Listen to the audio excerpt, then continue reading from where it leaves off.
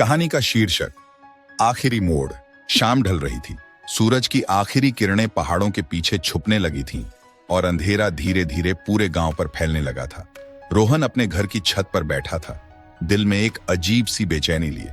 कल उसे एक ऐसा निर्णय लेना था जो उसकी जिंदगी को बदल सकता था। या तो उसे अपने सपनों के पीछे जाना था या अपने परिवार की उम्मीदों के तले दब जाना था। रोहन का सपना था कि वह एक फोटोग्राफर बने और दुनिया के हर कोने में अपनी कला की छाप छोड़े। मगर उसके माता पिता चाहते थे कि वह अपने पिता के बिजनेस में हाथ बटाए। उसे कल एक बड़ी मीटिंग में जाना था जहां उसे तय करना था कि वह पिता के साथ बिजनेस संभालेगा या नहीं। रात का सन्नाटा बढ़ने लगा था और रोहन का मन और भी बेचैन हो रहा था। तभी उसका फोन बजा। स्क्रीन पर एक अजनबी नंबर चमक रहा था। रोहन ने कॉल उठाई। हेलो, उधर से धीमी आवाज आई।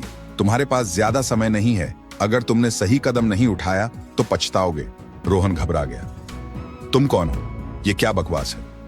उसने तेज आवाज में कहा, मगर फोन कट गया। एक पल के लिए सब कुछ शांत हो गया, मगर उसके दिमाग में कई सवाल उठने लगे। ये कौन हो सकता है और ये चेतावनी क्यों? वह रात भर सो नहीं सका। सुबह होते ही उसने तय किया कि वह एक लंबी ड्राइव पर जाएगा, शायद कुछ सोचने का मौका मिल जाए। अपने कैमरे को उठाकर वह अपनी बाइक पर सवार हो गया। पहाड़ी रास्तों पर तेज हवा के साथ बाइक चलाते हुए उसे थोड़ी राहत महसूस हुई। जैसे ही वह एक पुराने घुमावदार रास्ते पर पहुंचा, उसने देखा कि आगे एक मोड़ था।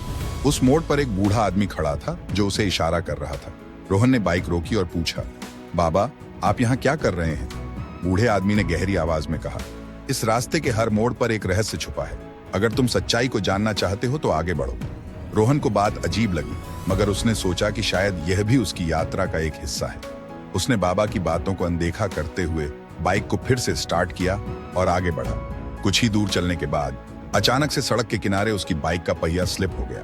वह गिरने ही वाला था कि उसने देखा एक छोटी सी लड़की वहां खड़ी मुस्कुरा रही थी। तुम सही दिशा में जा रहे हो, उसने कहा और गायब हो गई। रोहन को यह सब अवास्तविक लग रहा था। कौन थी यह लड़की? वह कहां से आई? मगर उसे ज्यादा वक्त सोचने का नहीं मिला। रास्ता आगे और भी संकरा हो गया था।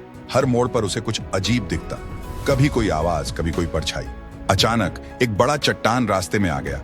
उसे पार करना नामुमकिन था। रोहन ने बाइक रोकी और चट्टान के पास बैठकर सोचने लगा। तभी उसे एक ख्याल आया, क्या यह सब उसके दिमाग का खेल है?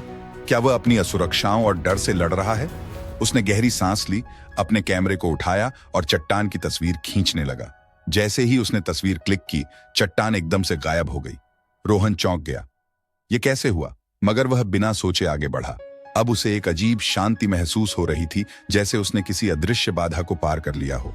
आखिरकार रास्ते का आखिरी मोड़ आ गया। इस मोड़ पर एक छोटा सा मंदिर था और मंदिर के पास वही बूढ़ा आदमी बैठा था। तुम्हें क्या मिला बेटा? बूढ़े ने पूछा। रोहन ने मुस्कुराते हुए कहा, सपनों का पीछा करने से डरना नहीं चाहिए, मैंने यह सीखा है। बूढ़ा हंस पड़ा और बोला, तो अब फैसला कर लो। तुम्हारे पास दो रास्ते हैं, या तो अपने सपनों की ओर जाओ या फिर अपने परिवार की उम्मीदों को पूरा करो। रोहन ने बिना झिझके जवाब दिया, मैं अपने सपनों के पीछे जाऊंगा। वह बाइक पर बैठा और उस रास्ते से वापस शहर की ओर चल पड़ा। मगर इस बार उसके दिल में कोई शक नहीं था। वह जानता था कि हर मोड़ पर डर जरूर होता है, लेकिन उस डर के पार ही असली मंजिल होती है। कहानी का संदेश, जीवन में हर मोड़ पर हमें दो रास्ते मिलते हैं। एक रास्ता जो आसान होता है और दूसरा जो हमारे सपनों की ओर जाता है। अगर हम अपने डर और असुरक्षाओं को पार कर लें तो हमें वही रास्ता मिल जाएगा जो हमारे लिए सही है। तो आपको कैसी लगी ये कहानी? कमेंट करके जरूर बताएं। देखने के लिए आपका बहुत बहुत धन्यवाद।